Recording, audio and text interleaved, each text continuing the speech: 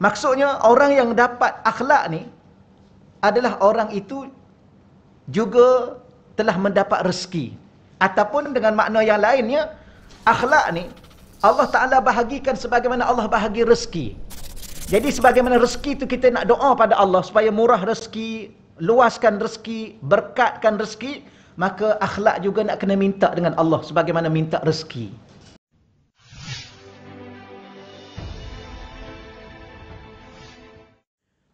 A'udzubillahi minasyaitonirrajim. Bismillahirrahmanirrahim. Assalamualaikum warahmatullahi wabarakatuh. Alhamdulillahi rabbil alamin. Wal 'aqibatu lil muttaqin wala udwana illa 'alal zalimin. Asyhadu an la ilaha illallah wahdahu la syarika lah wa asyhadu anna sayyidana Muhammadan abduhu wa rasuluh. Allahumma salli wa sallim wa barik ala sayyidina Muhammad wa ala alihi wa ashabihi wa man tabi'ahum bi ihsanin ila yaumiddin. Allahumma syrah lana sudurana, ya Allah, kau lapangkanlah hati-hati kami, ya Allah. Wa hassin akhlaqana wa adabana, ya Allah, kau perelokkanlah akhlak-akhlak kami dan adab-adab kami, ya Allah. Wa yassir lana umurana fid dunya wal akhirah, ya Allah, kau permudahkanlah segala urusan-urusan kami sama ada di dunia dan di akhirat, ya Allah. Allah marzuqna al-fahma wal ilma, ya Allah, kerezekikanlah kepada kami kefahaman dan ilmu pengetahuan, ya Allah. Wal hikmata wal aqla, kerezekilah juga kepada kami hikmah, kebijaksanaan dan akal yang sempurna, ya Allah. Birahmatika ya arhamar rahimin, dengan rahmatmu ya Allah ya arhamar rahimin. Walhamdulillahi rabbil alamin. Amma ba'd. Yang pertama yang saya hormati dan saya muliakan, ya Puan Hajah Salwa dan seluruh jawatankuasa urustia beliau dalam Raudah Muslimah. Yang saya hormati dan saya muliakan para ahli ilmu, yang saya hormati dan saya muliakan tuan-tuan dan puan-puan muslimin muslimat yang dirahmati Allah Subhanahu wa taala sekalian. Alhamdulillah, sama-sama kita melafazkan berbanyak-banyak syukur kita kepada Allah Subhanahu wa taala. Yang pertamanya, kita berada di bulan kegembiraan, ya, bulan kelahiran junjungan Sayyidina Rasulullah ya sallallahu alaihi wa alihi wa sahbihi wa baraka wasallam. Ulama mengatakan bulan ni bulan kegembiraan. Ya, maka bergembiralah ya dengan hari kelahiran Sayyidina Rasulullah sallallahu alaihi wasallam. Dalam surah Maryam ya ayat 7, surah Maryam ayat 7 dengan surah Maryam ayat 15. Dua ayat tersebut Allah Subhanahu Wa Taala mengkhabarkan berita gembira ya kepada Nabi Zakaria, bila mana Nabi Zakaria ini akan mendapat seorang anak yang namanya Yahya. Ayat Maryam, surah Maryam ayat 15, Allah mengucapkan salam sejahtera ya kepada Nabi Yahya pada hari kelahirannya. Apa yang nak sebut secara ringkasnya bahawa bulan ni adalah bulan kegembiraan.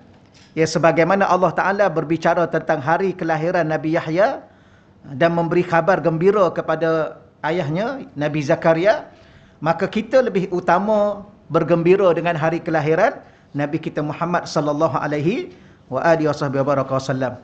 Yang keduanya, kita bergembira ya kerana Allah Subhanahu wa taala telah mengizinkan kembali ya untuk kita peringkat demi peringkat ya berada di dalam taman-taman syurga Allah Subhanahu wa taala sebagaimana pada pagi inilah.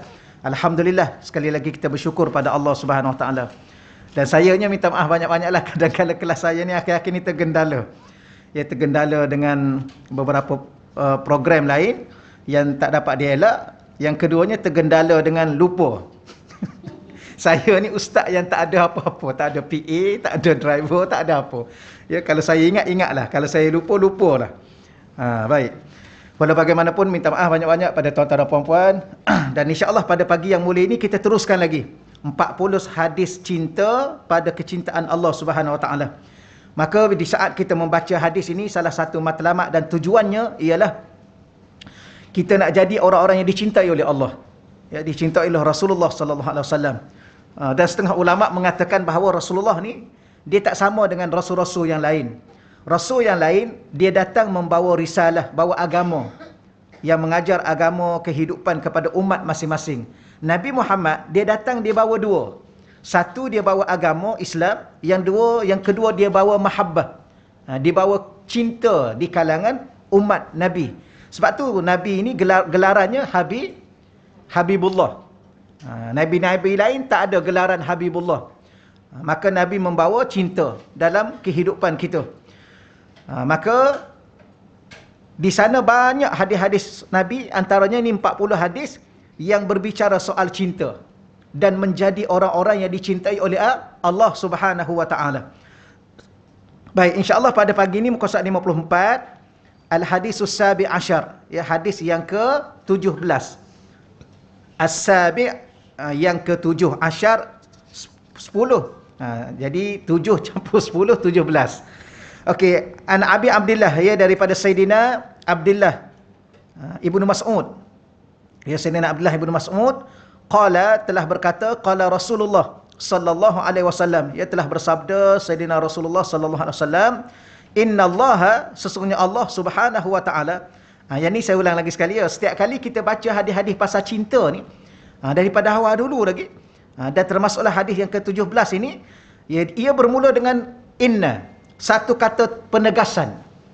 Maknanya persoalan cinta ni bukan persoalan biasa. Ia persoalan yang mesti kita ambil perhatian dengan sungguh-sungguh. Bahkan Nabi meletakkan perkataan inna ni, setelah itu ada Allah. Perkataan Allah, innallaha, Allah sungguh-sungguh. Ataupun sesungguhnya Allah. Qasama bainakum, ia telah membahagikan, ya, di kalangan kamu. Yang ni saya baca dalam bahasa Arab, ya. Kalau nak tengok terjemah tu, kadang-kadang terjemah tu dia susun ayat bahasa Malaysia. Bahasa Arab kadang-kadang dia lain sikit susunan bahasa dia. Kalau kita baca terjemah kat bawah tu, sesungguhnya Allah telah membahagikan akhlak. Sebenarnya perkataan akhlak tidak datang lagi, ya, di dalam bahasa Arab tu. Innallaha, sesungguhnya Allah, qasama, Allah telah membahagikan, bainakum, di kalangan kamu ataupun di antara kamu. Apa yang Allah bahagikan? Akhlaqakum, akhlak-akhlak kamu. Tapi dalam bahasa Melayu yang mudahnya, sesungguhnya Allah Ta'ala telah membahagikan akhlak di kalangan kamu. Kama, sebagaimana, qasama, dia juga telah membahagikan, bainakum, di antara kamu, arzaqakum, rezeki-rezeki kamu. Ya. Jadi di sini salah satu daripada perkara yang kita kena faham dalam kehidupan kita dalam berkait dengan rezeki. Walaupun kita dah faham dah, ya, saya yakin tuan-tuan dan puan-puan dah cukup faham tentang rezeki. Dulu kita faham rezeki ni apa dia? Dulu rezeki ni apa rezeki? Duit lah kan? Tak ada duit tak adalah rezeki. Tak. Rupanya rezeki ni luas. Ya, sehat itu rezeki, hati yang tenang itu rezeki, anak-anak yang soleh dan solehah itu rezeki, dapat sahabat-sahabat baik pun rezeki. Ya, dapat berhimpun pada pagi ini.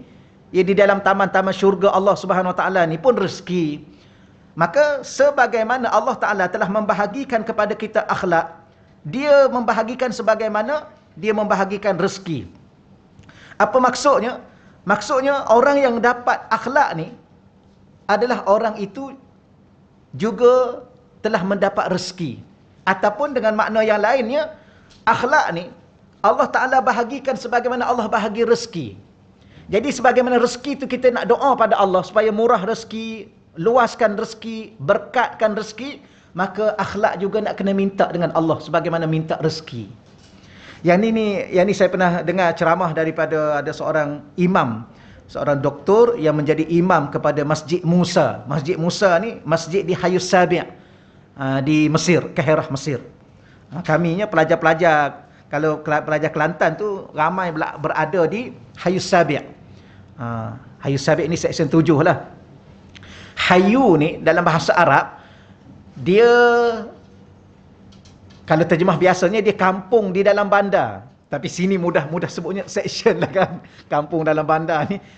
Kalau kampung-kampung tu, itu yang ni dia penempatan kawasan-kawasan. Mudah bahasanya seksyen lah yang kita guna kat sini. Lagi mudah faham. Jadi ada seksyen 7. Jadi kebanyakan pelajar duduk di situ. Dan masjid yang besar di situnya ialah Masjid Musa. Ya, imam dia doktor. Dia ada 2 PhD katanya. Imam ada 2 PhD. Bukan imam biasa. Baik, dia mengajar, saya masih ingat lagi dia cerita bab ni. Dia kata kamu kena faham bahawa rezeki ni, akhlak ni seumpama rezeki. Ya, sebagaimana rezeki itu kamu berdoa supaya murah rezeki, supaya tambah rezeki, supaya luas rezeki, supaya Allah buka pintu rezeki, maka begitu juga kena minta akhlak. Sebagaimana rezeki itu Allah bahagikan. Sebagaimana kita nampak lah, orang tu kaya dia. Orang tu kaya juga tapi tak kaya sangat. Yang tu kaya, sungguh-sungguh kaya. Yang ni pula miskin. Kenapa ni? Kerana Allah bahagi-bahagi. Maka akhlak juga gitu rupa-rupanya. Sebab kita tengok ada orang ni, dia tak mengaji tinggi sangat tapi akhlak dia subhanallah. Tapi ada orang ni mengaji tinggi tapi akhlak dia inna lillahi wa inna ilaihi raji'un. Contohnya lah kan. Cuba tengok akhir-akhir ni yang duk bergaduh. Orang-orang mengaji kan. Biarkanlah setakat tu dahulu, biarkan. Cuma itu hal dia orang. Kita tak nak campur lah. Rugi masa. Baik, maka doalah rezeki akhlak. Akhlak apa? Akhlak sabar, bertawakal. Yang kita dah belajar tu lah. Maka ya Allah, Engkau berilah aku rezeki sabar ya Allah. Dan tambahkanlah kesabaranku ya Allah. Kuatkanlah kesabaranku ya Allah. Apa lagi? Apa-apa je lah. Okey ya? Cuma ada orang ni, dalam bab akhlak ni sebenarnya, bab akhlak ni bab besar. Bukan bab kecil. Ya, sebab Islam ni dia bahagi 3. Ya, akidah, syariat, akhlak. Maka akhlak ni, dia 1/3 agama. Bahkan setengah-setengah ulama' mengatakan, akhlak ni adalah keseluruhan agama. Sebab ada satu kali anna rajulan jaa ila nabi, ada satu hadis Nabi, anna rajulan, ada seorang lelaki jaa ila nabi, dia datang pada Nabi, maka dia tanya, ya Rasulullah, mad-din? Wahai Rasulullah, aku nak tanya kamu, apa makna ad-din? Kan dalam bahasa Arab ad-din tu, inna ad-din indallahil Islam. Ad-din tu apa makna? Nabi kata husnul khuluq, akhlak yang mulia. Jadi Islam ni apa makna? Akhlak yang mulia. Sebab tu Nabi salah satu diutus untuk apa? Innama bu'istu liutammima makarimal akhlaq.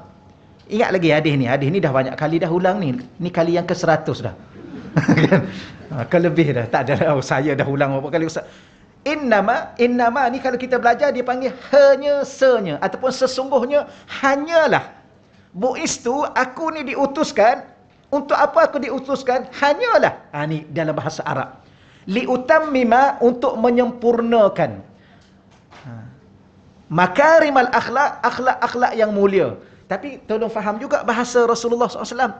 Untuk sempurnakan. Maknanya kita dah ada akhlak, dah. Siapa bagi? Allah bagi. Yang ni lah. Allah dah bagi-bagi ni akhlak ni. Cuma Nabi datang, Nabi tak sempurnakan apa yang telah dibahagikan oleh Allah itu. Orang Arab ni walaupun dia jahiliah, dia ada beberapa akhlak mulia dia. Antaranya ikramud duyuf. Dia memuliakan tetamu. Ingat tak? Orang Arab ni dia muliakan tetamu. Oh subhanallah, kalau kita pergi rumah dia, dia akan jamu kita makanan. Ya, kalau kita pergi ke kampung, dia akan sembelih ayam tu. Setakat mana ada ayam dia sembelih. Seekor disuruh kita makan seorang. Kalau kita makan sebelah, dia nasi sikit aja. Kita makan sebelah, kita kan saiz kecil je. Oh dia kata, Za'lan, aku sedih lah, aku masak, kamu datang, aku sembelih semua yang ada, kamu tiba-tiba kamu tak makan. Aku kata, kamu tengok perut aku kecil aja dah lah, aku kecil, perut lagi kecil.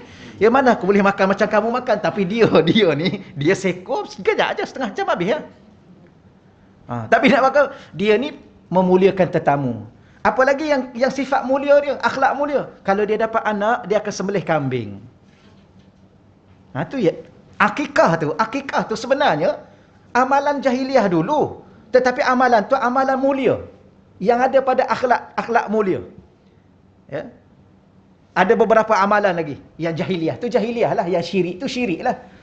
Yang sembah berhala itu kufur lah, tapi ada amalan-amalan tu. Yang ni yang dikatakan bahawa akhlak ni Allah bagi. Sebab tu kadang-kadang kita ada jumpa tak orang kafir yang dia pemurah. Ada. Ya kafir tu kafir lah kan. Tapi kemurahan dia tu tak ada nilai lah di sisi Allah. Sebab dia kafir dengan Allah. Dia akan bagi pahalanya Allah. Kalau dah kafir dengan Allah, dia nak dapat pahala daripada siapa? Habis dia buat baik, dia buat baik. Dia ada pahala, dia tak ada pahala. Kerana pahala tu orang yang beriman dengan Allah untuk dia ambil di akhirat. Akhirat pun dia tak beriman, dia nak buat apa pahala? Jadi okeylah insya-Allah ya. Ini huraian panjang ni cukuplah, saya rasa gitulah insya-Allah. Akhlak ni dia 1/3 agama. Ataupun setengah mengatakan ia adalah merupakan takrif keseluruhan agama. Seorang kalau kita nak tahu nilai agama pada diri dia, tengok akhlak dia. Maka oleh demikian, tolong doa minta akhlak. Untuk siapa? Untuk diri kita sendiri dan untuk anak-anak kita. Ya kadang-kadang kita tak tahu nak buat apa dah. Anak-anak zaman dunia sekarang kan susah juga. Kita doa, ya Allah, bagilah anak aku ni, ya Allah, dia memiliki akhlak yang mulia, ya Allah. Dia menghormati orang tua, ya Allah. Ya, dia memuliakan ibu dan bapanya, ya Allah. Berilah kesabaran kepada dia, ya Allah. Berilah tawakal kepada dia, ya Allah. Dunia sekarang, subhanallah, dunia yang penuh dengan cabaran. Ya, kadang-kadang tak tahulah kita sendiri pun ada waktunya lemah rasanya nak melalui kehidupan yang ada ni. Maka minta Allah bagi sabar, minta Allah bagi tawakal, minta Allah bagi raja. Raja ni pengharapan kepada Allah. Orang yang berakhlak mulia, orang yang letak harapan pada Allah. Itu akhlak mulia. Orang yang letak harapan kepada selain Allah ini orang yang tidak ada akhlak dengan Allah. Dia ada satu lagi tahap, dia panggil adab. Adab lebih tinggi pada akhlak. Orang yang beradab biasanya dia berakhlak. Orang yang berakhlak belum tentu beradab. Apa beza? Saya bawa contoh gini. Contohnya, kita dengar azan. Bila mana kita dengar azan, rumah pula dekat dengan surau, dengan masjid, maka kita terus bangun, pergi ambil wuduk, berjalan ke masjid. Ini orang yang ada akhlak dengan Allah. Ya, dia buat tak, ada orang ni dia buat tak tahu je, buat tak tahu. Ya, orang azan, bukan tak dengar. Ya, dia buat tak tahu. Kalau duduk kat kedai tu, tambah air secawan lagi. Patutnya minum yang ada tu, sudahlah pergi bayar, pergilah masjid kan.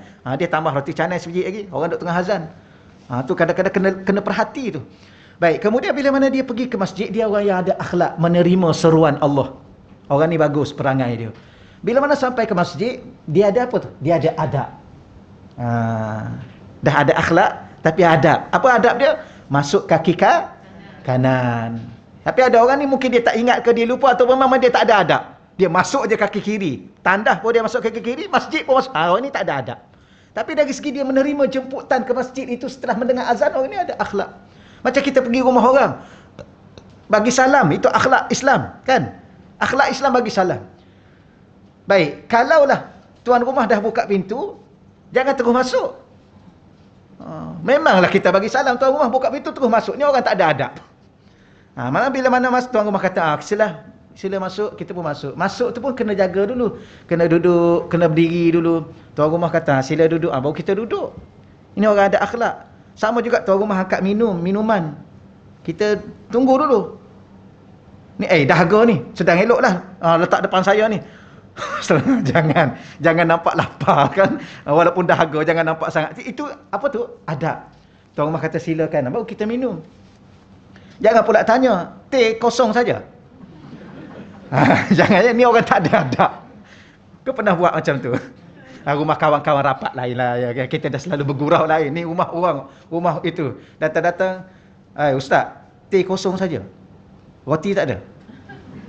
Kan, kuih-kuih tak ada. Jangan ya. Mungkin dia hari itu saja yang ada, minum aja lah. Nasib baik dia bawa. Kalau dia tak bawa keluar apa-apa, dahaga je lah kita. Itu adab. Ya, banyak adab ni. Tapi adab tu lebih tinggi daripada akhlak. Jadi kalau boleh anak-anak ni, kita kena doa pada Allah supaya Allah hiasi dirinya dengan akhlak dan adab. Ya. Bahkan ada setengah ulama kata, wa'lam anna dina kullahu adabun. Ada juga mengatakan begitu. Ketahuilah bahawa agama ni semuanya adab. Adab makan, adab minum, adab tidur, adab masuk tandas, adab baca Quran. Kan semua adab. Adab berpakaian, adab bercakap, adab dengan orang dewasa, adab dengan orang tua, adab macam-macam adab. Wallahu a'lam. Baik. Ini tak masuk tajuk lagi ni. Wa innallaha, dan sesungguhnya Allah yu'tid dunya. Apa makna yu'tid dunya? Allah memberi dunia man yuhibbu wa man la yuhibbu. Allah bagi dunia ni kepada hamba-hambanya yang dicintainya dan kepada hamba-hambanya yang la yuhib, yang tidak dicintainya. Dunia ni Allah bagi dua-dua. Orang beriman, orang bertakwa pun Allah bagi dunia. Orang kafir, orang munafik pun Allah bagi dunia. Dunia ni ada tak orang Islam yang beriman kaya? Ada. Sahabat-sahabat Nabi kaya. Sayyidina Osman kaya. Sayyidina Abu Bakar kaya. Maknanya Allah bagi dunia pada orang yang Allah cintai. Tapi Abu Jahal, Abu Lahab kaya tak? Kaya juga. Nak bagi tahunya dunia ni Allah bagi kedua-duanya. Tetapi yang ni Tetapi wala yu'til iman illa man yuhib, dan akan tetapi dia tidak mengurniakan iman melainkan man, orang yang yuhib, yang Allah cintai. Jadi apa maksud di sininya? Maksudnya ialah orang-orang yang beriman adalah orang-orang yang dicintai Allah. Kenapa? Kerana iman itu diberi kepada orang yang dicintai. Alhamdulillah. Ya, dalam hati kita sekarang ada iman kepada Allah. Cuma iman itu adalah kita kena belajarlah, ya. Sebab setiap perkara pasal Islam ni dia kena belajar. Dia tak boleh rasa beriman saya ni. Tak boleh. Kalau orang tanya kita, puan-puan beriman tak? Kejap ustaz, saya rasa saya beriman rasanya. Tak boleh jangan cakap macam tu. Ya. Iman tu kuat tak? Rasa-rasa kuat, rasa-rasanya. Tak boleh. Walaupun saya pernah sebut pada tuan-tuan, apa makna iman? Iman tu adalah rasa. Rasa apa? Rasa percaya. Rasa percaya kepada Allah. Kerana iman tu di hati. Iman dia ada di hati. Hati tu rasa. Apa makna iman? Percaya. Apa makna iman? Yakin. Jadi rasa apa? Rasa percaya dan yakin. Rasa sungguh. Dan kalau orang kata pada kita beriman tak? Ya. Kuat tak iman kita? Ya. Ya, jangan pula kita jawab dengan rasa pula tadi. Rasa tu sebenarnya agak-agak. Saya agak-agak, tak boleh. Itu persoalan berkaitan dengan iman. Walau bagaimanapun kita yakin bahawa di saat kita beriman pada Allah, kita adalah orang-orang yang dicintai oleh Allah Subhanahu Wa Taala. Maka jagalah iman itu untuk sentiasa berada dalam diri kita agar sentiasa dicintai oleh Allah. Sebab tu doa jangan lupa, Allahumma ahyina bil iman. Ya Allah, kau hidupkanlah kami ya Allah dengan iman. Seandainya suatu hari nanti kami meninggal dunia, ya Allah, matikanlah kami dalam keadaan beriman. Dan ya Allah, bila di saat kami sampai di akhirat, wahsyurna bil iman, himpunkanlah kami dengan orang-orang yang beriman, yang ada iman. Wa adkhilnal jannah, ya Allah, di saat kami nak masuk syurga, masuklah kami syurga itu dengan iman. Kenapa? Kerana masuk syurga dengan iman itu adalah masuk syurga dengan cinta Allah Subhanahu Wa Taala kepada diri orang yang beriman. Baik, muka surat 55. Jadi kita ulang lagi sekali keterangan. Rezeki yang halal merupakan kurniaan Allah yang berserta keredaannya. Begitu juga rezeki dikurniakan akhlak yang mulia dan iman yang sempurna. Ya, rezeki yang halal, jadi dia ada dua di situ. Pertama, dia adalah kurniaan Allah yang berserta keredaannya. Ini kita kena ingat. Kalau rezeki yang tidak halal, rezeki ni kita nak kata apa ya? Dalam bahasa mudahnya, segala pemberian Allah.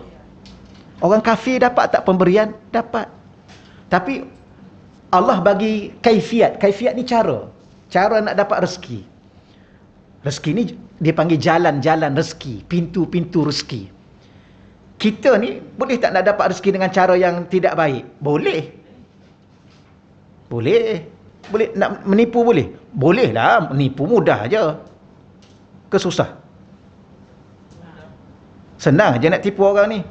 Tapi kenapa kita tak pilih untuk tipu orang? Sebab kita tahu pada penipuan itu kita akan dapat rezeki tapi tidak ada dalam redha Allah. Gitulah. Jadi rupa-rupanya kita faham bahawa rezeki yang halal tu dia datang berserta dengan redha Allah. Ini yang paling kita nak. Berkat, tu yang saya kata tadi. Yang kedua, berkat. Rezeki yang halal ni dia bukan sekadar dia datang dengan kurniaan Allah, berserta dengan keredaan Allah, bahkan dia berkat. Baik, begitu juga rezeki digunakan akhlak yang mulia. Akhlak mulia juga adalah rezeki. Maka bersyukurlah. Ya, kalau dapat anak-anak yang lembut bercakapnya, sopan bercakapnya, bersyukurlah pada Allah. Tapi kalau dapat anak-anak yang kasar sikit bahasa dia, berdoalah pada Allah supaya Allah bagi rezeki, supaya dia diubah rezekinya daripada yang cakap kasar, ya tak hormat orang dan sebagainya. Dunia hari ni susah tuan-tuan sekalian. Ya, dunia hari ni, subhanallah, cuba tengok dalam Facebook tu, dalam Twitter, dalam Insta tu, tengok bahasa la haula wala quwata illa billah. Dia kena duduk kat rumah dia tak nampak orang. Maka dia caci maki orang, biasalah. Ya, tengok dalam, subhanallah, ya. Macam manalah dia caci maki ustaz-ustaz ni kan. Biasalah. Ada satu kali saya ingat dengan arwah saya forum Ustaz Razuki, saya dengan arwah Ustaz Rizwan Rahmat. Duk kejap Ustaz Rizwan cuit. Tengok ni Ustaz, apa dia orang kata kat kita ni. Kita baca. Dia kata 3 ekor monyet, dia kata. Macam-macam, banyak lagi bahasa dia kata. Yalah. Kadang-kadang kita mengajar kan, kita buat teguran-teguran. Dan sekarang kan online kan. Bila mana online, kita buat teguran para-para pemuda sekalian, kita kena begini. Oh, marahlah dia. Marah tu dia kata 3 ekor monyet. Alhamdulillah. Okey lagilah. Ya. Makhluk yang paling hina ialah iblis. Kalau dia kata 3 ekor iblis tu. Tapi itu bahasa sekarang. Subhanallah. Gerun kita nak baca. Cuba tengok dalam subhanallah, dia caci maki secara terbuka.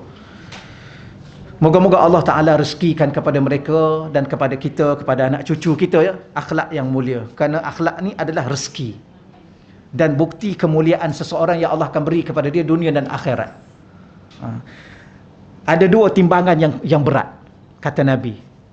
Ada 2 timbangan yang berat. Ya. Asqalu ma yudha'u fil mizan.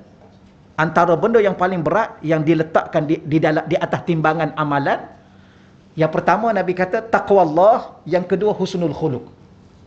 Kalau kita balik akhirat nanti, timbangan amalan kita akan jadi berat. Ada 2 perkara kalau kita ada. Pertama, bertakwa kepada Allah. Yang kedua, akhlak yang mulia. Siapa-siapa yang balik akhirat dalam keadaan akhlak dia mulia, maka timbangan amalan dia berat. Itu nilai akhlak. Ya. Maka mintalah pada Allah. Dia masalah begini, tuan-tuan dan puan-puan. Saya pun samalah. Sama. Kita minta dengan Allah, minta. Tapi tak cukup serius ke apa? Tak cukup bersungguh. Macam nak minta syurga. Ada minta syurga tak? Minta kan? Mesti minta syurga. Allahumma inna nas'aluka ridhaka wal jannah. Allahumma adkhilnal jannah. Berapa banyak setakat ni minta syurga? Ada 100,000 kali dah? Ke tak terkira? Ke tak pernah kira? Ke tak kisah pun? Pernah tak solat hajat untuk minta syurga? Solat hajat nak beli rumah? Ya. Solat hajat nak hantar anak sekolah? Ya. Solat hajat itu, solat hajat sebab sakit nak suruh sihat? Ya. Solat hajat minta syurga. Kenapa mama solat hajat ni? Kenapa papa solat hajat? Papa nak minta syurga dengan Allah. Sebab dengan apa yang ada tak tahulah. Tak cukup. Memang confirm tak cukup. Kita hari ni tak cukup. Solat banyak tak? Solat. Yang solat 5 waktu tu pun kita masih lagi terhegeh-hegeh antara khusyuk dengan tidak. Terumbang ambing kita. Ya, yang terbaru kan Ustaz Ainuddin Qori antarabangsa meninggal dunia, subhanallah. Ya, duduk berhubung juga dengan dia jarang-jarang sekali, sebulan adalah 2-3 kali. Terkejut kita ya, masih dia muda sangat pada saya. Tapi minta maaf, kita kata sedih kita kehilangan, dipanggil apa? Pakar Quran. Bukan mudah tu. Nak lahirkan pakar Quran, menang peringkat antarabangsa, bukan calang-calang. Tapi dia mati dekat dan dia bawa Quran. Kita ni macam mana kita ni? Kalau mati. Kita masih terumbang ambing kita. Di mana tempat duduk kita? Allah. Sebab itulah akhir-akhir ini banyak berinteraksi dengan Allah. Ya Allah, aku tahu amalan aku tak banyak ya Allah. Aku baca Quran sedikit, aku sedekah pun sedikit, aku bangun malam pun sedikit. Tapi tolonglah aku ya Allah. Ceritalah apa-apa pun. Aku nak masuk syurga ya Allah. Aku tak mampu untuk masuk neraka. Aku nak masuk syurga ya Allah. Tolonglah masukkan aku ke syurga. Berapa kali? Ya Allah, setakat ni aku ulang dah 10,000 ya Allah. Walaupun aku tahu sedikit, tapi tolonglah ya Allah. Berapa rakaat dah? Dah 10,000 rakaat ya Allah aku solat. Betul. Solat minta syurga. Solat hajat. Habis betul ke kita nak masuk ni? Sebab tu kita buat ambil iktibar daripada ulama-ulama ni, ulama-ulama yang terdahulu, salafus soleh dahulu. Kita tahu memang mereka serius sungguh-sungguh nak masuk syurga. Ya. Mereka khatam Quran hampir setiap hari. Kita kalau tak dapat setiap hari pun, sebulan sekali pun kira okey sangat dah. Betul ya? Kalau sebulan 3 kali, oh lagilah. Subhanallah. Tapi buat tak boleh. Nanti kalau puan-puan tanya saya, tuan-tuan tanya saya, Ustaz macam mana? Samalah kita pun. Saya pun sama. Cakap sebut tadi duduk sibuk lah. Sibuk sana, sibuk sini, tak tahulah nak cakap apa. Lepas tu penat. Penat. Baca Quran pun sikit. Baca 5 ayat. Lepas tu menguap lah. Sama. Tapi puan-puan bagus. Saya ni tak tahulah macam mana akhir-akhir ni. Kalau saya meninggal, tolonglah baca doa-doa sikit kat saya. Allah Rabbi. Tak tahu nak cakap apa dah. Akhir sekali dia mengadu gitulah. Tapi itulah yang guru kita ajar. Mengadu je lah pada Allah, tuan-tuan. Cakap betul lah. Ya Allah, tolonglah aku, ya Allah. Aku merayu, ya Allah. Tolonglah, ya Allah. Janganlah kau bakar aku dalam neraka, ya Allah. Kalau aku masuk dalam kubur, ya Allah. Kalau boleh, ya Allah. Kau janganlah bagi malaikat tu tanya soalan, ya Allah. Memang aku tak mampu nak jawab. Tapi kalau dia tanya, kau bantulah aku untuk aku jawab, ya Allah. Harap kat aku tak mampu nak jawab. Nak jawab macam mana? Dia jawab dengan amalan. Dia bukan jawab dengan mulut. Jawab dengan amalan. Nak jawab dengan amalan apa? Amalan tak banyak. Akhir sekali minta tolong Allah lah. Tolonglah, ya Allah. Gitulah antara interaksi kita dengan Allah. Samalah akhlak. Mintalah akhlak dengan Allah. Mintalah, ya Allah, tolong bagi aku sabar, ya Allah. Ya Allah, tolonglah bagi aku kuat, ya Allah. Istiqamah, ya Allah. Aku nak bangun malam, ya Allah. Tapi kejap bangun, kejap tak bangun. Ya, ni dah 2 minggu tak bangun dah. Ya, betul ya? Minggu lepas bangun. Ni dah 2 minggu dah, ya Allah. Cakap je lah, betul ya? Ni saya cakap saya ni.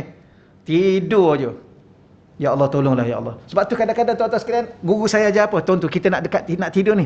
Ya Allah, malam ni aku nak bangun, ya Allah. Engkau sedarkanlah aku pukul 3 nanti, ya Allah. Pukul 4 pun tak apa. Mula-mula pukul 3, betul pukul 4. Bangunlah pukul 4. Tuan-tuan kena cakap awal-awal, tuan-tuan. Ni saya cerita saya lah. Saya cakap awal-awal. Ya Allah, kalau engkau kejutkan aku pukul 4, ya Allah, engkau bangunkanlah aku, ya Allah. Kadang-kadang aku dah sedar tapi tak nak bangun. Dah kita dah bagi tahu pada Allah pukul 4. Tadi pukul 3, lepas tu pindah pukul 4. Dah sedar dah pukul 4. Ya Allah, sikit lagi boleh, ya Allah. Astaghfirullahalazim. Buat malu je, tuan-tuan sekalian. Betul. Tapi dah dengan Allah, malu tak apa. Jangan malu pada Allah, habislah kita. Cakap ajalah. Ya Allah, pukul 5 lah, ya Allah. Ya Allah, kalau dah pukul 5 aku sedar, engkau tolong kuatkan aku untuk aku bangun, ya Allah. Bangunlah. Pergilah ambil wuduk. Sembahyang 2 rakaat. Lepas tu menguap. Mengantuk. Ya Allah, Tuhanlah yang tahu. Ya Allah, tolonglah, ya Allah. Buangkanlah mengantuk sekejap, ya Allah. Aku nak 2 rakaat lagi, ya Allah. Sampai ke tahap itu berbicara dengan Allah. Dah teruknya diri kita. Tapi itulah kita buat je lah. Ya Allah, besok pagi, ya Allah, hari Jumaat, ya Allah. Tolong beri kekuatan aku nak baca surah Kahfi, ya Allah. Ya Allah, besok, ya Allah, hari Jumaat, aku nak pergi awal ke masjid, ya Allah. Biar beri aku kuat untuk aku pergi. Pukul 12, ya Allah, aku nak pergi, ya Allah. Dah aku pergi ke masjid, ya Allah, tolong, ya Allah, aku nak solat. Berapa banyak aku nak solat di situ, ya Allah. Kena cakap satu-satu, tuan-tuan. Dalam dunia akhir zaman, supaya apa? Supaya kita tak pernah jauh dengan Allah dan sentiasa berhubung dengan Allah, berinteraksi dengan Allah. Supaya Allah nampak pada kita, dia ni betul nak masuk syurga ni. Allah ni, dia nak apa? Sidik. Kan? Sidik. Apa makna sidik? Benar. Jujur. Betul tak? Ya ke nak masuk syurga? Ya. Macam mana ya nak masuk syurga? Aurat pun tak tutup. Belajar pun malas. Mengumpat tak pernah berhenti lagi. Nak masuk syurga? Ni orang yang tidak benar. Itu maksud dia. Maksud saya ni, tuan-tuan sekalian, supaya Allah nampak pada kita, berdoa pada Allah, minta dengan Allah setiap benda kita minta, setiap benda kita cakap dengan Allah, sampai satu tahap Allah kata, memang dia ni nak masuk syurga. Sama juga kita kata nak mimpi jumpa Nabi. Nak tak mimpi jumpa Nabi? Nak. Ya ke nak? Berapa kali selawat satu hari? 100. Tak cukup. Makcik itu 15,000 satu hari. Kan ada cerita makcik yang masyhur tu. 15,000 satu hari. Tiap-tiap malam dia mimpi jumpa Nabi. Tak nak kita. Kita 1,000 pun terhege-hege. Betul, saya lah tu. Saya cakap saya, puan-puan. Tuan-tuan dan puan-puan, kalau mengajar dengan saya, mengaji dengan saya cakap saya. Ustaz pun malah juga. Yalah, ustaz pun orang juga. Betul. Tapi apa yang boleh saya kongsinya daripada hati kecil saya ni, begitulah. Ya, setiap kali benda akhir-akhir ni, setiap benda semua cakap kat Allah, tolonglah ya Allah. Kejap lagi nak baca Quran, ya Allah, tolonglah aku dapatkan aku 1 juzuk, ya Allah. Kalau tak cakap, memang tak boleh. Tak tahu kenapa. Ya Allah, malam ni nak solat duha, malam ni nak solat nak solat witir ya Allah. Aku nak solat berapa rakaat? Solat witir berapa rakaat? 3. Kalau banyak? Nak maksimum 3 dah lah. Kita dah umur 60 dah, besok nak mati dah, takkan 3 lagi. Solat duha berapa rakaat? 8. Ya Allah, aku nak solat 8 ya Allah. Tolonglah rezeki pada aku ya Allah. Aku nak solat 8 ya Allah. Cakap tuan-tuan. Allah bagi. Ya Allah, akhir-akhir ni aku tak sabarlah ya Allah. Akhir-akhir ni dia jadi macam tak sabar sikit, betul ke? Lepas tu anak kita kata, ayah akhir-akhir ni banyak cakap lah. Dulu nampak tenang, akhir-akhir ni, oh itu tak kena, ini tak kena, tak banyak sabar. Wallahualam. Ya Allah, akhir-akhir ni aku tak banyak sabar ya Allah. Bagi tahu tu, apa maksud saya ni ialah segala benda berhubung dengan Allah. Termasuk akhlak dan iman yang sempurna. Maka barang siapa yang Allah menghendaki baginya kebaikan, maka akan dikurniakan akhlak yang baik. Jadi kalau kita nak tahu, saya, tuan-tuan dan puan-puan, akhir-akhir ni makin Allah nak bagi baik. Allah nak bagi baik pada kita untuk jadi orang yang soleh dengan solehah, Allah tambah akhlak kita. Cuba tengok. Kalau makin hari makin marah, makin tua makin pemarah kita. Makin tua makin tak sabar kita. Makin tua makin tak tenang kita. Ini masalah kita. Ada sesuatu yang tak kena pada diri kita. Ya, tolong hati-hatilah. Dulu cakap elok, akhir-akhir ni cakap marah-marah. Dulu cakap elok-elok, akhir-akhir ni cakap benda yang macam-macam, menyumpah lah apalah. Ya. Maka itu benda yang tak baik. Sedangkan akhlak yang baik merupakan tanda seorang itu memiliki iman yang sempurna. Nak tahu iman dia sempurna tak sempurna, tengok akhlak dia. Sebagaimana sabda baginda Nabi yang diriwayatkan oleh Sayyidina Abi Hurairah, akmalul mu'minina imanan ahsanuhum khuluqa. Akmalul mu'minin, orang-orang mukmin yang paling sempurna imannya ialah yang paling baik akhlaknya. Orang mukmin yang paling sempurna imannya. Ahsanuhum khuluqa, yang paling baik akhlak dia.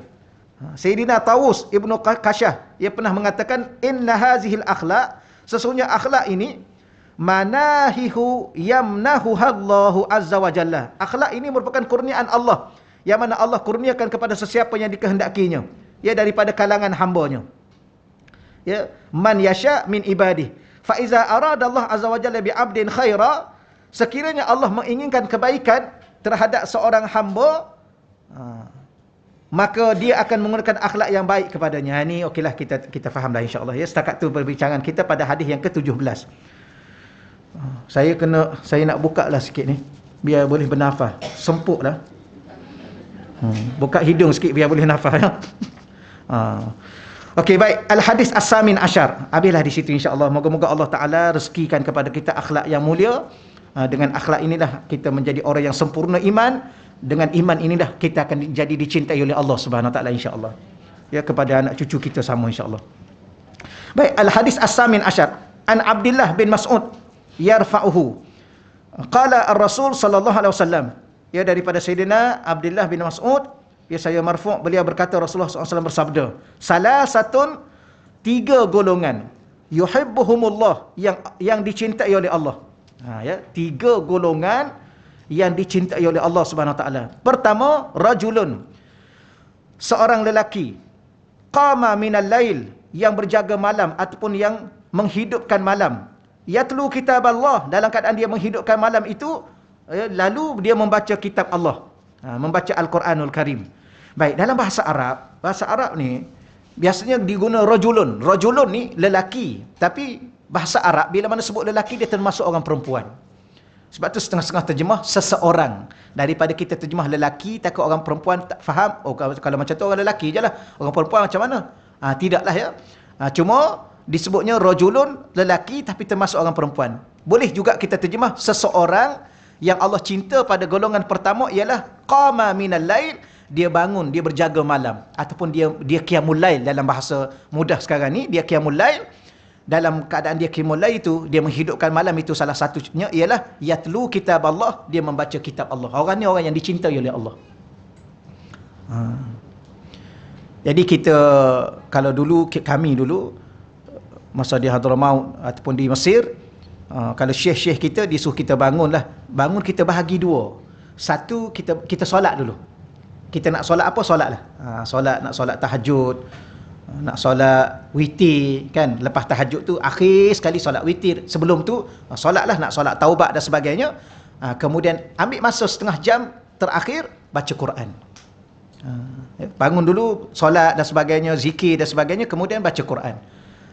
Itu supaya termasuk salah seorang daripada orang-orang yang dicintai oleh Allah. Itu yang golongan pertama.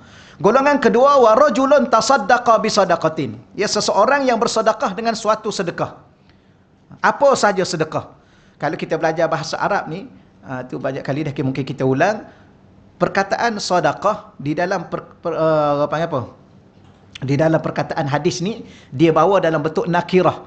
Nakirah ni mana-mana perkataan dalam bahasa Arab, dalam Quran, dalam hadis, yang dia ada tanwin. Apa makna tanwin? Baris dua di atas, atau baris dua di bawah, atau baris dua di hadapan. Perkataan tu umum. Kalau kita tak perlu lagi tanya, nak sedekah apa ustaz? Apa saja sedekah. Apa saja sedekah. Kena cerita juga. Selalunya kita nampak sedekah ni bagi duit. Tak, kalau bagi beras, kalau bagi ikan, kalau bagi sayur, kalau bagi apa? Sedekah masa, senyum. Kan kita dah belajar, senyum tu pun sedekah, ya, sedekah. Pagi-pagi datang senyum, tapi sekarang ni tak nampak senyum. Jadi susah sikit nak bagi sedekah senyum kan. Cuma tapi nampak, kita nampak mata kan, mata tu, mata yang senyum. Subhanallah, rupa-rupanya sekarang ni kita berinteraksi dengan mata. Baru kita faham, rupa-rupanya mata ni menterjemahkan segala-galanya. Dia sedih, dia gembira, dia senyum, lain. Okeylah. Dengan apa saja sedekah. Cuma, di sini ada satu huraian. Sedekah itu, yukhfiha min shimalihi, yang mana sedekah itu tersembunyi dari pengetahuan tangan kirinya. Ini biasanya sedekah benda lah. Duit ataupun benda-benda yang mana bila mana kita sedekah, maksud di sini kiasan kepada sembunyikan sedekah. Ya, tak payahlah tunjuk kat FB. Alhamdulillah hari ni dapat sedekah. Tunjuk kat ni. Status up status kan. Tu tak payah. Boleh tak boleh? Boleh. Kalau tanya boleh tak boleh? Boleh. Apa hukum dia? Harus. Tapi kena jaga hati supaya ikhlas. Dan kita pula jangan duk petikai ikhlas orang. Contoh, ni masuk Facebook ni tak ikhlas lah ni. Kenapa kita cakap orang tak ikhlas? Mungkin dia ikhlas dengan Allah. Cuma kenapa dia tunjuk? Dia tunjuk tak ada sebab.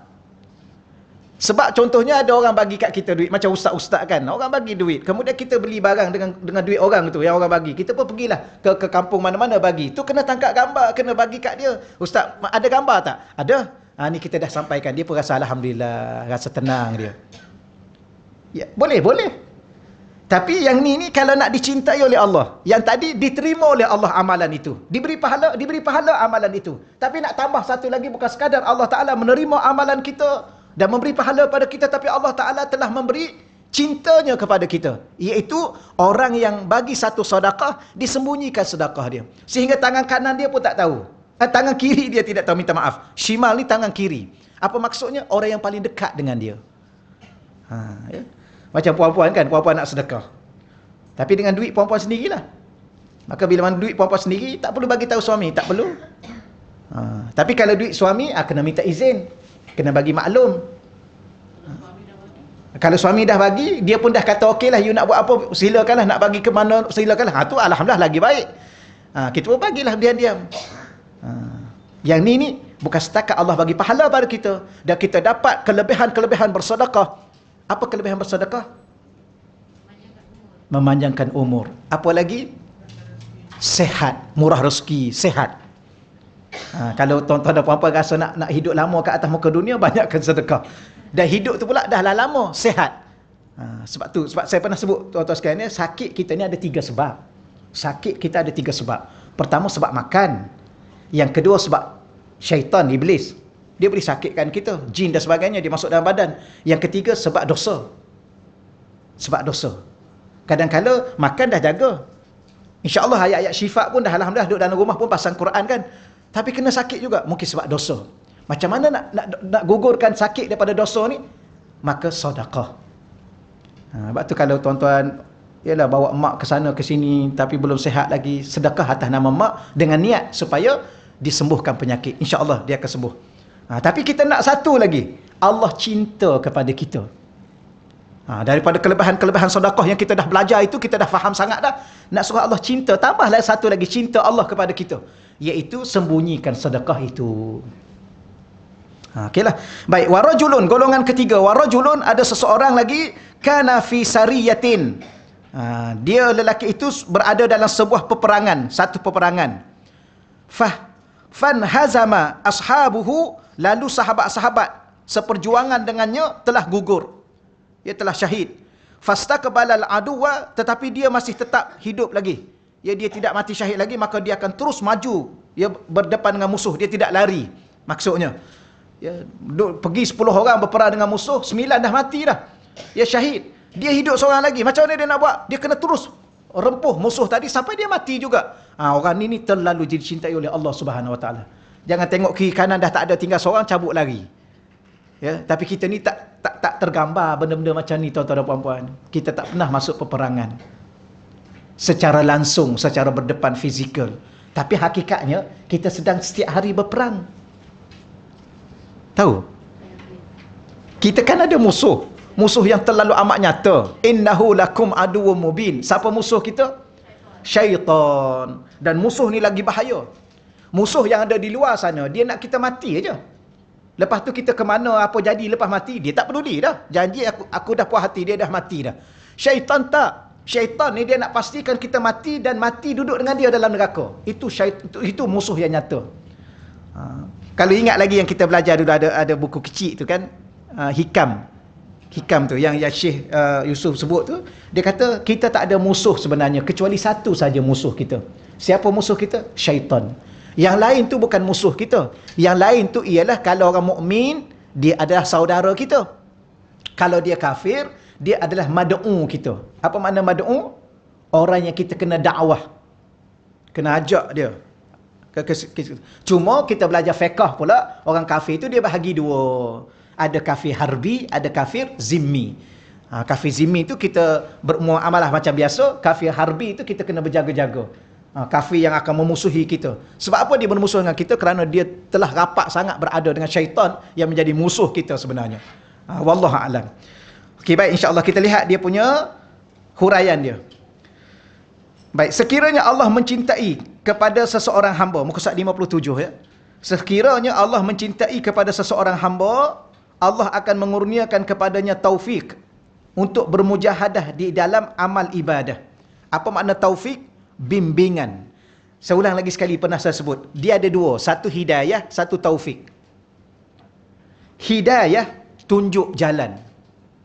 Taufik, bukan setakat tunjuk, dia bimbing. Kalau guru saya dulu, dia cakap begini.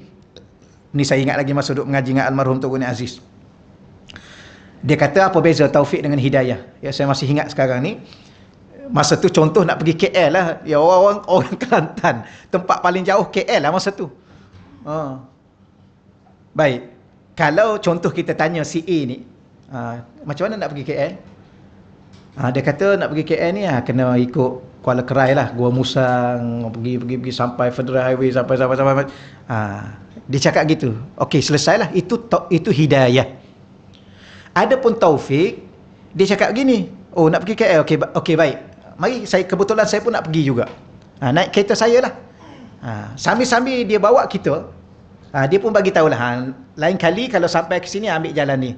Sampai ke sini terus lagi, sampai ke sini ikut raup, ikut bentung, dia bagi tahu. Itu taufik. Apa makna taufik? Dia bawa kita dan di samping dia bawa kita, dia bimbing kita, dia tunjuk kita. Satu. Itu taufik. Jadi kita nak dengan Allah bukan sekadar hidayah, kita nak taufik. Iaitu Allah gerakkan, Allah jaga kita, Allah bimbing kita setiap perkara yang kita nak buat dalam ibadah kepada Allah. Sebab tu kalau boleh berinteraksi dengan Allah, ya Allah aku nak bangun malam, macam saya sebut tadi lah, ya Allah aku nak baca Quran, ya Allah masa aku baca Quran, ya Allah kau berilah kekuatan pada aku supaya aku dapat baca banyak, ya Allah. Maka Allah bagi kekuatan. Kemudian ya Allah kalau boleh engkau betulkan sebutan aku, ya Allah. Ya, sebutan makhrajnya, sifat hurufnya, lepas tu dengan lagunya. Ya. Supaya apa? Dia baca berlagu ni supaya kita seronok. Betul ya? Ni kita sendiri pun boring dengan suara kita. Tu nak buat macam mana? Benar. Alah ya Allah, kenapa tak sedap sangat suara aku ni? Kita pun dengan suara kita pun jadi mengantuk. Tak ya. Saya pernah doa, tuan-tuan dan puan-puan. Ada beberapa benda dulu masa saya, ialah kita dulu Dia ajar masa di pondok dulu, nak apa minta dengan Allah. Ya, tambah-tambah kita orang miskin pula, nak minta dengan siapa? Minta dengan ayah, ayah tak ada, anak yatim. Kan saya dulu anak yatim, sampai sekarang yatim. Baik, dulu anak yatim. Nak minta dengan ayah tak ada, nak minta dengan mak pun tak ada. Baik, jadi akhir sekali duduk di pondok, minta dengan Allah lah.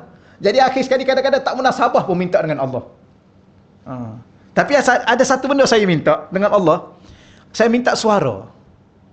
Ya Allah, aku nak baca Quran. Ya Allah, aku nak Engkau berilah kepada aku rasa seronok aku nak baca Quran. Tapi nak baca Quran ni kalau nak seronok, nak suara tu sedap lah sikit kan. Ya Allah, Engkau berilah suara aku. Ya Allah, aku suara yang merdu lah sikit. Ya Allah. Lepas tu tuan-tuan sekalian, pengalaman saya ada satu kali tu macam suara berubah, tak, dia berubah. Sebab saya rasa suara saya dulu taklah sedap sangat, tapi sekarang pun taklah sedap juga. Tapi nak bagi tahunya jangan salah. Oi ustaz, bukan jangan salah faham ni. Tapi ada satu ketikanya, saya ingat tingkatan 3. Saya doa awal. Saya duduk pondok umur 10 tahun. Kemudian doa. Saya ingat tingkatan 2 ke tingkatan 3. Ada satu kali tu saya bercakap ke, saya ada buat lantunan apa, suara tu dia jadi macam tukar gitu. Sampai sekarang saya ingat. Lepas tu okey sikit lah. Tuan-tuan sekalian, subhanallah, malu pula rasanya. Tapi ada satu kali saya minta, ada satu benda saya minta, yang ni tak dapat lah. Tapi dapat sekejap, wallahu alam. Saya minta putih. Subhanallah. Ini live kan ni ya? Tak apalah nak buat macam mana kan. Silap cakap. Betul, saya minta. Ya, masa Ramadan, Tok Guru, almarhum Tok Guru ni, dia sembahyang 8 tapi dia baca panjang. Dia 8 memang 8 rakaat tapi panjang. Masa tu kita kadang-kadang budak. Duk baca lama, ya Allah, lamanya bila nak sujud. Duk mintalah, ya Allah, kau jadikanlah aku putih, ya Allah. Jaga putih, ya Allah. Subhanallah. Nak tahu. Tak apalah, tu contohlah. Minta dengan Allah apa sahaja minta. Janji Allah bagi Allah tak bagi, tu hak Allah, tak ada masalah. Kan tu. Minta dengan Allah. Tapi tak tahulah setakat ni, tak putih-putih. Minta. Ada kita perasan minta tu ada dapat, minta ni ni tak dapat lagi. Kita masih ingat sebab kita kecil dulu kita minta nak pergi Mesir boleh. Minta nak mengaji sampai mati. Saya minta, ya Allah, aku ni mengajilah, ya Allah, tolong bagi aku mengaji sampai mati, ya Allah. Ni saya pun pelik. Saya sekarang saya tanya, apa lagi yang saya nak untuk mengaji? Tuan-tuan, mengaji ni biar sampai mati. Tapi kalau kita mengaji nak sambung lagi, apa lagi kita nak sebenarnya? Kita ni sebenarnya kalau kita nak masuk syurga, subhanallah, dengan apa yang ada dah boleh masuk syurga. Sampai waktu duha, solat duha. 5 waktu ni jaga 5 waktu. Hari apa? Hari Isnin puasa. Hari apa? Khamis puasa. Malam bangunlah walaupun 2 rakaat. Siang hari baca Quran sikit-sikit, ya. Baca satu. Dulu kita buat macam ni, setiap sekali lepas solat fardu baca Quran. Satu muka. Lepas solat fardu baca Quran. Satu muka ni 5 minit saja. Takkanlah lepas solat fardu nak ambil 5 minit, tak boleh. Tuan-tuan, kalau kita hari Khamis puasa, Isnin puasa, awal bulan puasa, tengah bulan puasa, akhir bulan puasa, ini pun dah bawa kita ke syurga. Untuk apa kita pergi mengaji ke luar negara? Untuk apa sebenarnya? Tapi dulu saya doa. Bila mana saya doa pada Allah, Allah makbul doa. Akhir ni tak habis-habis lagi mengaji. Duk mengaji. Tapi seronok juga, ya Allah, mengaji. Tak apalah, ya Allah, kalau aku balik akhirat nanti, ya Allah, Engkau janganlah tanya aku banyak, ya Allah, aku duduk tengah mengaji. Ya Allah, kalau aku balik akhirat nanti, ya Allah, Engkau jangan soal aku banyak, ya Allah, Engkau jangan berkira dengan perangai buruk aku, ya Allah, sebab aku duduk tengah mengaji, ya Allah. Ini untung puan-puan, sebab itulah kita mengaji je lah. Ya, lepas khotam, ingat tak kan? Kau ingat ni, samalah saya pun. Saya sekarang ni minta maaf, Kak, saya cakap terang-terang. Akhir sekali saya kata, aku nak pergi mengajar apa, ya Allah? Kosong dalam kepala ni. Tak ada apa. Mengaji daripada kecil sampai sekarang, akhir sekali tak ada apa. Ya Allah, aku nak mengajar apa, ya Allah? Tolonglah, ya Allah, aku nak mengajar apa lepas ni, ya Allah? Kadang-kadang, orang menjemput saya ni live ya. Payahlah nak cerita ni. Kadang-kadang. Hari ni Masjid Negeri suruh saya tazkirah Jumaat. Saya tak tahu nak suruh apa hari ni. Akhir sekali saya kata, saya tak dapat.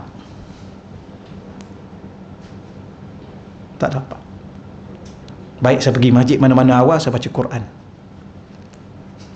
Cakap macam tu. Okey lah, setakat tu lah. Nampak serius juga ni. Serius ni, jangan serius sangat. Tak ada apa. Akhir saya baru kita tahu bahawa hidup ni tak ada apa kecuali yang ada pada diri kita, Allah. Allah. Cukuplah Allah. Allah redha dengan kita. Allah maafkan kesalahan kita. Allah ampun dosa kita. Allah jangan berkira sangat dengan kita. Ya. Allah, kitalah ya. Allah. Jadi salah apa yang kita sedang belajar sekarang ni ialah biar Allah cinta pada kita, Allah tak murka pada kita. Ya Allah, aku tahu perangai-perangai aku ni banyak menyebabkan kau murka pada aku, ya Allah. Buruknya perangai aku, ya Allah. Hati aku kadang-kadang jahat, ya Allah. Buruk sangka dengan orang, ya Allah. Kadang-kadang pandangan mata aku, ya Allah, tak tahu ke mana aku bawa pandangan ini. Kadang-kadang benda-benda yang tak sepatutnya aku tengok, ya Allah. Apa tak sepatut kita tengok? Duk sibuk nak tengok keburukan orang.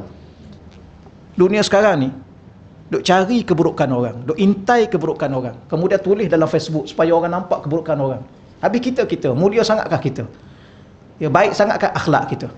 Duk tulis dalam tulisan Facebook memburukkan orang, merendahkan orang. Okey, mulia sangatkah kita? Tinggi sangatkah kita? Berakhlak sangatkah kita? Ni kadang ada saya baca tadi ada orang tu duk tulis. Dia kata kita kena ikut ulama-ulama yang betul. Jangan ikut ulama-ulama celup. Oh, sedap cakap kat ulama tu ulama celup. Habis dia tu apa? Ni dunia-dunia akhir zaman ni kan. Dia duduk cari ulama ni, ulama mi goreng lah macam-macam tu. Ulama mi segera lah duk cakap kat orang. Baik, you tu okey sangat ke? Ya, orang ni masuk neraka, orang ni masuk neraka, orang ni you tu ahli syurga ke? Jadi itu benda-benda yang berlaku dalam kehidupan semasa, insya-Allah. Kita ni sampai pukul berapa ya? 10.31. Kita habiskan yang ni dululah. Lama tak jumpa je, jadi banyak cakap pula saya hari ni. Baik, seterusnya ingat taufik ya, taufik. Minta hidayah, minta taufik. Ya. Allah. Baik, kemudian golongan yang pertama mereka bermujahadah dengan menahan dirinya daripada banyak tidur melalui berjaga malam untuk beribadah kepada Allah. Baik, yang tadi saya ulang balik yang tadi. Sekiranya Allah mencintai kepada seseorang hamba, Allah akan mengurniakan kepadanya taufik untuk bermujahadah. Allah akan berikan kepadanya sebuah bimbingan. Maka Allah bimbing bagaimana? Supaya kita bersungguh-sungguh dalam beribadah pada Allah. Betul, kita tak cukup bersungguh. Bukan tak beribadah tapi tak cukup bersungguh dalam ibadah. Zikir, berapa banyak kita zikir? La ilaha illallah, la ilaha illallah itu dah berapa banyak kita baca? Istighfar, dia ada 3 benda. Istighfar, selawat, la ilaha illallah. Ni 3 benda ni benda paling asas dalam kehidupan kita pagi dan petang. Okey, istighfar dah berapa banyak? 100,000. Tak. Maknanya tak cukup. Kenapa tak cukup bermujahadah bersungguh-sungguh? Mungkin saya dengan tuan-tuan tak ada taufik, tak ada bimbingan langsung dari Allah. Sebab apa? Harap kat kita siapalah kita ni? Lemah, lalai, letih, lesu, lupa, macam-macam kita ni. Itu yang dalam pemikiran kita, pada badan kita.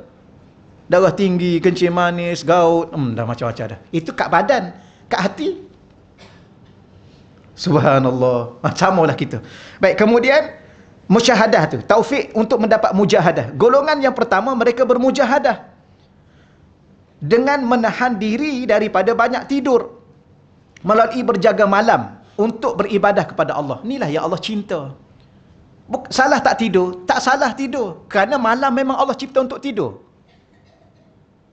Tapi ada orang ni, oleh kerana bersungguhnya dia untuk beribadah pada Allah, dia kurangkan tidur dia. Ya, tak banyak pun dia kurangkan, daripada 6 jam, dia ambil lah 1 jam. Jadilah 5 jam dia tidur, 1 jam dia bangun. Itu saja. Baik, golongan yang kedua, mereka bermujahadah dengan mengeluarkan sedekah daripada harta yang dimiliki agar mendidik hatinya untuk tidak mencintai harta dunia. Bahkan menyembunyikan sedekahnya daripada pengetahuan orang ramai agar terpelihara daripada riak dan sum'ah. Dua, dia jaga dua. Satu, kenapa dia sedekah? Ya, kerana dia nak buang daripada cinta dunia untuk dia mencintai akhirat. Yang kedua, kenapa dia sembunyikan? Sebab dia tak nak tunjuk kat orang. Kalau dia tunjuk, takut dia riak, takut dia sum'ah. Apa makna sum'ah? Dia nak suka dengar orang puji. Daripada samak, sum'ah, dia nak dengar orang puji. Alah, baguslah, saya tak pernah jumpa lah tuan, saya tak pernah jumpa puan ni. puanlah manusia yang paling dermawan di dunia. Kan? Tapi dia letak dalam Facebook sekarang ni. Dia tak nak dengar, dia nak nampak ni. Tut ni. Kan? Ni kan ni. Oi, satu je, bagilah 3. Tu 3. Kan? Takkan angkat jari aja. Like lah, like. Like lah tu. Tekan like. Ingat ada orang, saya tulis ni, saya nak tengok berapa like. Dia tulis satu tulisan, okey, saya nak tengok kawan-kawan saya berapa boleh like. Dia nak like. Dia bukan nak pahala apa yang dia tulis. Dia nak like. Like tu daripada siapa? Manusia. Pahala itu daripada siapa? Daripada Allah. Jadi orang yang sembunyikan sedekah dia ni sebab dia nak daripada Allah dan dia tak nak daripada manusia. Tu orang ni Allah cinta pada dia. Sekarang kita bicara tentang cinta. Boleh faham apa makna cinta? Dah faham kan? Cinta ni, ya?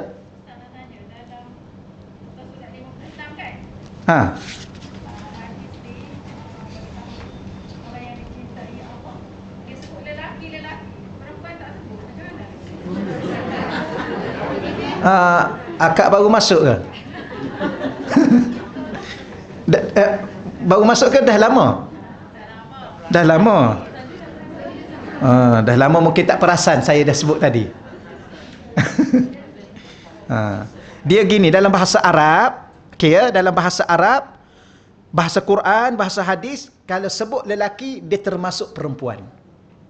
Dalam bahasa Quran, ya, kalau sebut perempuan, itu belum tentu masuk lelaki. Tapi kalau sebut perkataan lelaki, dia termasuk sama perempuan. Kerana orang perempuan itu daripada lelaki, daripada Nabi Adam alaihissalam. Itu hebat bahasa Arab. Ya. Satu lagi, rajulun ni, dia punya plural dia, jamak dia rijal. Apa makna rijal? Orang yang ada kehebatan, ada ketokohan. Sama ada dia lelaki atau dia perempuan. Sebab tu dalam Quran disebut ar-rijal qawwamuna 'alan nisa. Ar-rijal qawwamuna 'alan nisa. Kalau orang tu terjemah orang lelaki lebih kuat pada orang perempuan, salah terjemahan di situ. Ya. Ar-rijal di situ dia bukan memberi makna lelaki. Tetapi orang yang ada kewibawaan, ketokohan, maka dia lebih kuatlah daripada orang perempuan biasa. Ya. Siapa orang ada ketokohan? Berapa ramai orang perempuan yang ada ketokohan? Jiwa dia kuat, jiwa dia kental, dia ada wibawa, dia ada ketokohan. Contoh Sayyidah Aisyah, Sayyidah Khadijah. Dan termasuklah orang perempuan yang ada di zaman ini, yang ada ketokohan, dari segi ilmu dia, dari segi akhlak dia. Sebab tu bila mana disebut rajulun, lelaki, mungkin di sini dia terjemahlah secara literal kan, literal. Tapi kena tulis dalam kurungan di situ dia termasuk orang perempuan. Jangan risau ya, jangan risau. Nanti tak termasuklah ustaz saya kat sini. Kalau macam tu nak jadi lelaki lah. Jangan. Ya, jangan. Lelaki, bila mana Allah lahirkan lelaki, gembiralah jadi lelaki. Ya, bila mana Allah lahirkan perempuan, bergembira dan terimalah redalah sebagai orang perempuan. Ya. Orang lelaki ni ada kelebihan dia. Sehingga nabi-nabi tak ada di kalangan perempuan, orang lelaki saja. Tapi syurga Allah letak di bawah tapak kaki orang perempuan, ibu. Maknanya Allah tak pernah bezakan lelaki dan perempuan. Dua-dua tu layak ke syurga. Nabi SAW lahir daripada perempuan. Kan? Nabi, hebat Nabi ya. Hebat ya, mulia ya. Tapi dia lahir daripada seorang ibu yang namanya Siti Aminah. Dia menyusu dengan Halimatu Sa'diyah. Subhanallah. Maknanya apa beza? Tak ada beza. Yang bezanya takwa ke tak takwa. Gitulah, maka bergembiralah dengan apa yang ada. Baik, akhir sekali, sikit lagi ya. Dia tak boleh banyak sangat ni. Saya minta maaf, saya hari ni pun saya rasa, saya 2-3 hari saya rasa lemah. Jiwa saya lemah, badan saya lemah. Saya mengajar pun rasa tak okey. Ni pun tak okey ni, saya mengajar ni. Puan-puan dengar okey, saya, jiwa saya tak okey. Tak sampai. Saya doa pada Allah, ya Allah, aku tak nak dah mengajar dengan lisan, dengan lidah-lidah, aku nak mengajar dengan hati, ya Allah. Ya, supaya hati aku boleh bawa hati aku dan orang yang dengar, ya Allah, kepadamu, ya Allah. Saya balik rumah, saya termenung berapa lama lagi saya nak mengajar dengan bahasa biasa. Apa makna bahasa biasa? Bahasa lisan biasa, bercakap, gelak, apa semua, buat lawak, apa semua. Tak mau dah. Ya, nak mengajar daripada hati saya. Sebab tu saya cakap apa yang saya lalui. Ustaz malah, ya. Ustaz letih ke, ya? Ustaz lalai, ya? Samalah kita lalai. Okeylah. Ustaz pelupa. Ya. Apa maksudnya tuan-tuan dan puan-puan? Maksudnya kita ni sama. Manusia biasa. Maka lupa, ya. Maka saya doa pada tuan-tuan dan puan-puan doa pada saya, kita sama-sama doa kepada anak cucu kita yang pastinya suatu hari nanti kita bertemu di syurga. Itulah harapan kita. Harapan saya pada tuan-tuan pada saya. Sebab itulah kalau ustaz-ustaz kita meninggal dunia, jangan kita lupa pada mereka, hadiahlah Fatihah. Ya, Ustaz Rizwan Rahmat saya. Dengan Ustaz Rizwan ni beberapa hari, ya, saya berhubung dengan beliau dan keadaan dia, subhanallah. Hari beliau meninggal dunia tu saya ada daripada pagi sampai saya duduk daripada pagi rumah dia. Ya, sampailah ke tengah hari urus ambulan nak bawa dia ke hospital. Yang tu saya tak pergilah. Sampai hospital dalam 2-3 jam tu dapat berita meninggal. Sampai hari ni kalau saya ingat, saya menangis.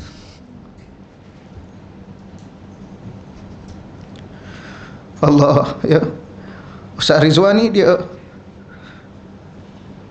di akhir zaman ni, tuan-tuan, akhir zaman ni payah kita nak cari orang yang setia, bersahabat, setia dalam sahabat. Dan nilai di akhir zaman ni kan, nilai akhir zaman ni ialah nilai kesetiaan tu tak hilang. Ni macam saya cakap Ustaz Dasuki juga. Ustaz Dasuki ni minta secara live kan. Bukan saya nak puji kawan saya. Orang yang setia dalam bersahabat. Orang yang, setiap orang ada kelemahan kan. Nak cerita kelemahan, kita banyak kelemahan. Betul. Kalau kita cari kelemahan pada diri seseorang, confirm kita jumpa. Tak habis. Ya, ustaz ni macam ni, ustaz ni macam ni. Tapi ada orang, dia setia dalam persahabatan. Itu susah. Samalah kita ni, sahabat-sahabat kita ni kan. Sebab tu Nabi, sebab tu saya kata, kenapa Nabi ni dia buat bai'ah? Kan? Bai'atul Aqabah, Bai'atul Ridwan, Bai'atul Nisa, Bai'atul Rijal, Bai'atul... Macam-macam dia buat. Apa makna bai'ah? Nabi nak cari orang yang setia, sumpah setia. Itu bai'ah. Kerana di akhir zaman ini, nilai... Di akhir zaman, kalau tuan-tuan tengok, di akhir zaman ni, dunia ni dipapar dengan sebuah pengkhianatan.